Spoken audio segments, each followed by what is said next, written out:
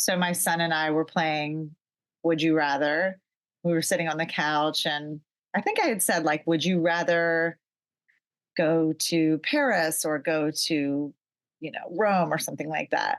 And then I think I said, like, would you rather go to the Jersey Shore, or I said something like, would you rather go to the Swiss Alps, or would you rather go to Mexico? And then he was like, I don't know. And then I was sitting there, I'm like, I've never been to Mexico. He's like, Mom, you went to Mexico in 2018. I'm like, what? He goes, for the wedding, your friend's wedding. I totally did not remember. Here I am daydreaming about it. Must be really cool there. He's like, you've been for a week. This is brain fog. This is brain fog in 50s. It is in just full force. Be happy, happy, happy, happy, be happy. Don't leave your children. Welcome back, Creative Mama fans, for part 3 of our conversation with Tanya Burne, actor, storyteller, and fierce advocate for finding and owning your own voice. If you've been with us for part 1 and part 2, you already know this isn't just a conversation. This is a deep dive into identity, creativity, and what it really means to evolve as an artist and a mother. From the intimacy of voice and communication, to the transformation that comes with motherhood, to the unexpected freedom of midlife, Tanya shares what it means to let go of who you thought you had to be and step fully into who you are. This is about reclaiming your voice, your power, and your space, and redefining creativity, not as something you wait to be given permission for, but something you live every single day. Let's dive in with Tanya Burne. And I remember Cher sent me the first voice message I'd ever received on Instagram, I think, and I'm like, oh, ooh, this is a new feature. So now I do that. Now when I want to introduce myself to, say, a follower who's been really active or they say something nice, I do the little voice memo, and then you hear them back, and it's like, that's a human. You have a life and a world, and we're sharing. It's and I love voices. I mean, I've studied voice for many years, and the power of being able to speak and communicate and what that can do across borders, across cultures, across, it's a beautiful thing. Mind you, I hate talking on the phone. Like when the phone rings, I'm like, text me, dickhead. Don't ring me. Don't ring me. My friends know, don't ring me. She's not going to answer. That's why the voice memos are so good, because we can speak and then the person on the other end can choose to listen to it when they're ready, when they're like, okay, now I have a moment to listen to it. And it's so much more personal than just the texting. Nobody really has time or energy to always pick up the call these days, Yeah. I like people's voices.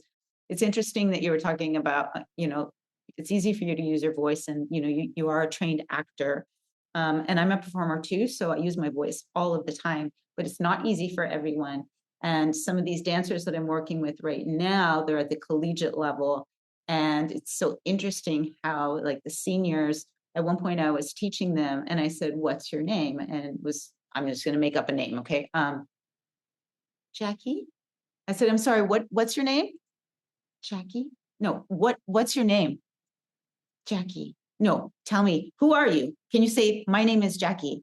My name is Jackie? No, tell me, don't apologize. And like, it took so long for them, but they went through the pandemic where for 2 years, they were not taught how to communicate. And it's so hard for them to use your voice. But when you're working as an artist on the collegiate level, you have to have a voice, especially now more than ever. We have to have a voice. So I really try to teach them, not just through their bodies, but through their actual voices, to speak for themselves and advocate for themselves. Mm-hmm. They're going to have. Yeah, look, I totally get you. And I learned so much more about acting in my voice classes sometimes than I did in my acting class. And I also studied the Alexander technique for quite a few years. And watching people be embodied in their voice was always very fucking moving to me. And it's people claiming their power.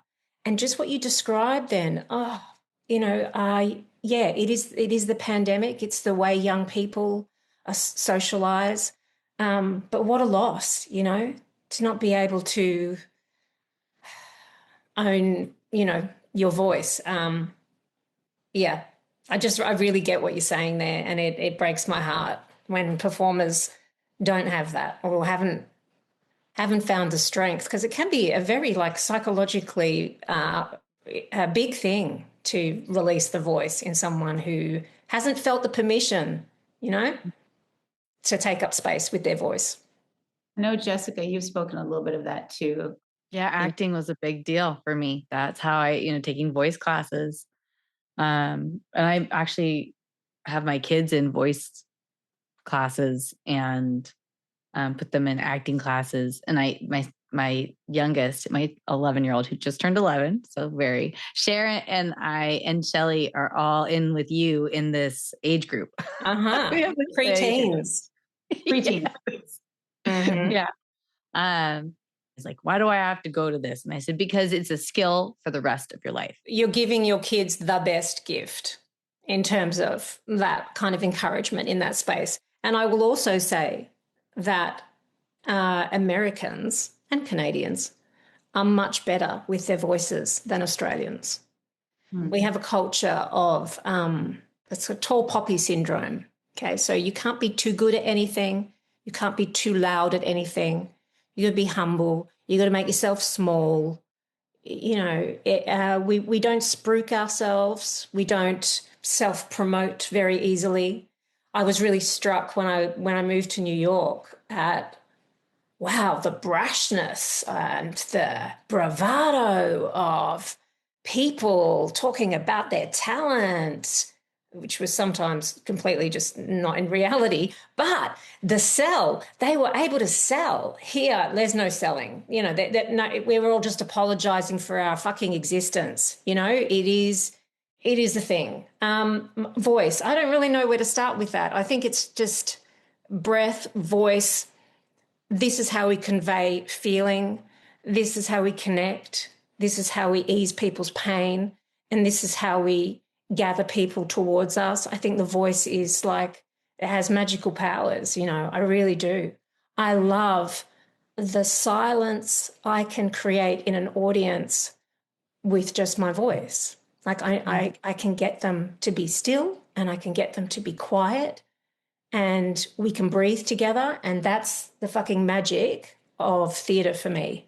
Like that is, if we can have some collective experience and it happens with voice and breath. And that's why, you know, I did this one-woman show with a New York playwright named Will Eno. He came over to Australia. It was the premiere. It was a one-woman play, and it had no set. It had no anything. It was just 40 minutes of me and my voice. And that is my ideal way of performing. Just a human with another bunch of humans, and we are having an exchange of something. It doesn't have to be logical, but he manages to create theatre that is like that. It's distilled, it's poetic, and I guess he influenced me a lot in terms of Unhinged Undone, because, you know, Unhinged, the play, is that. It's me in silence sometimes, rapidly speaking at other times. But if I'm not interesting enough to keep your attention with just my voice, then, you know, I got to go back to drama school. That's how I see it. You know, that's it. It's spoken word, right? This is how storytelling, you know, ancient storytelling happened. It's fundamental. It works. So in terms of voice, it's not just the technical. I learned so much about the psychology of voice and what people's voices can reveal about their fears and their blockages, you know, where the voice sits in the body. Where the voice sits? Like, you mean like when we're down here and we're talking back here versus like we're talking forward? I don't go by any said technique. I think it becomes instinctive after a certain period of time where I can pick up. Sometimes, you know, people are centered emotionally, you know, that there is a sound that comes from a connected person. There's also, you know, people that may be cut off sexually. There is a sound. There is the sound of an overactive brain, like a really, I'm simplifying it. It's much more complex. But in terms of character work, the first thing I do is find the voice. I find where the voice is. And I get that right, and we're fine. The voice for me is key to character. And it's an embodied voice. I'm not saying it's just happens here. It happens where they breathe, how they hold posturally. That was the part of my acting training that I just relished, and I continue to be, sometimes I sit in an audience and I think, why isn't this working? And it's because the voice isn't right. It's not hitting right. I also don't like amplification in theatre. I don't like the use of microphones and speakers. I know when I go to the theatre and someone's mic'd, I'm just like, oh, come on. We deserve not to hear amplified voices. So yeah, I would, I've never used a mic. If I can't fill a space, the space is too big, or, I have to work harder. Yeah. But anyway, voice is something that is, really inspiring to me. And it kind of has guided all my work and how I approach character. And what about motherhood? And motherhood. Right? I'm sure, because you're so self-aware, I'm sure there's like the way you speak to your boy. Absolutely. And you know what? Isn't parenting just constantly reading a child, reading them? Yeah, read the room. Reading the room. What are you looking at? Your audience. Yeah, you're assessing their needs. Yeah. Physical, mental, right?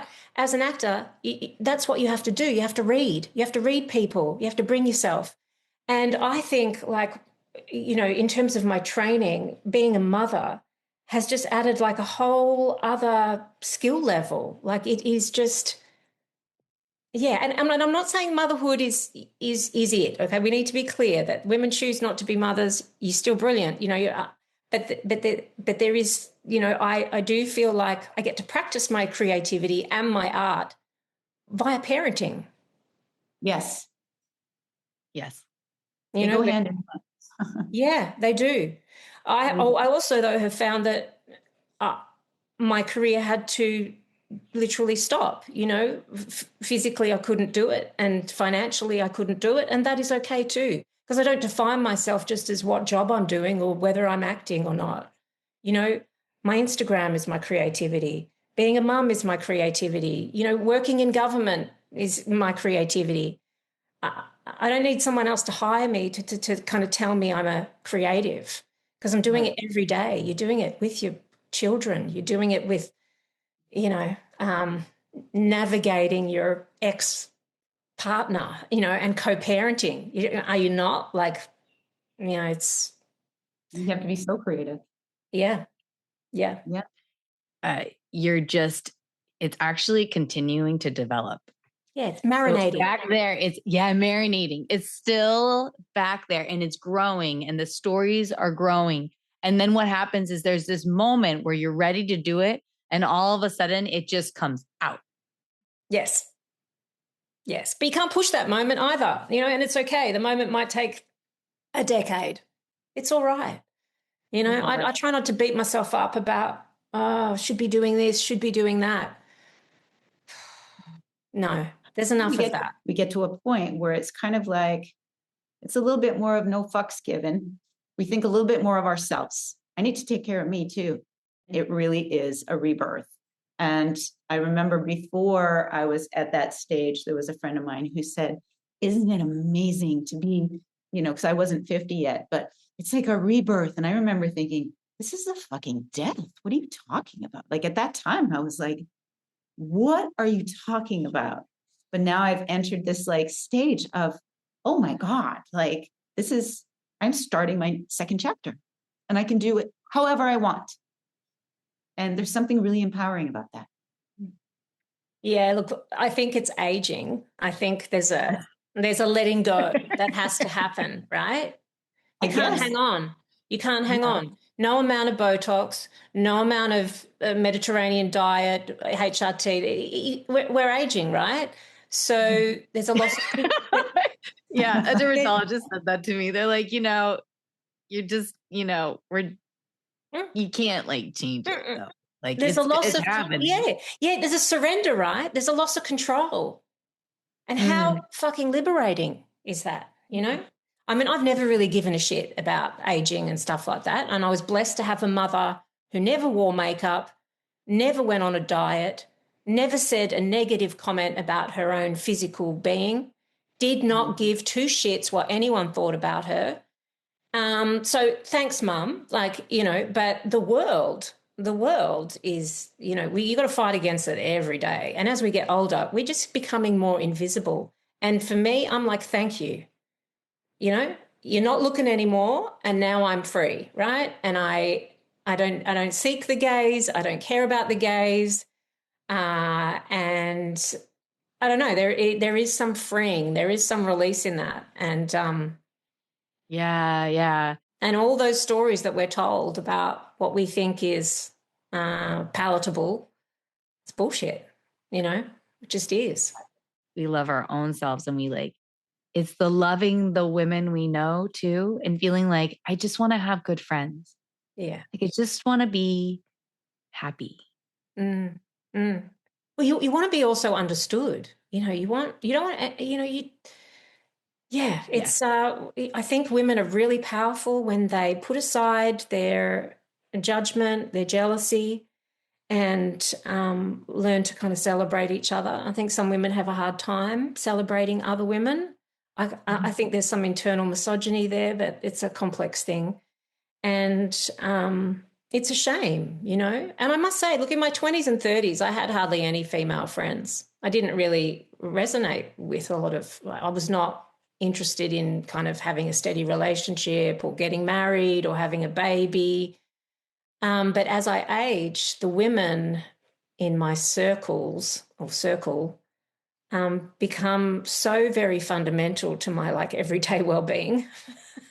That's a big shift for me. And I really look forward to seeing, our relationship develop too. And,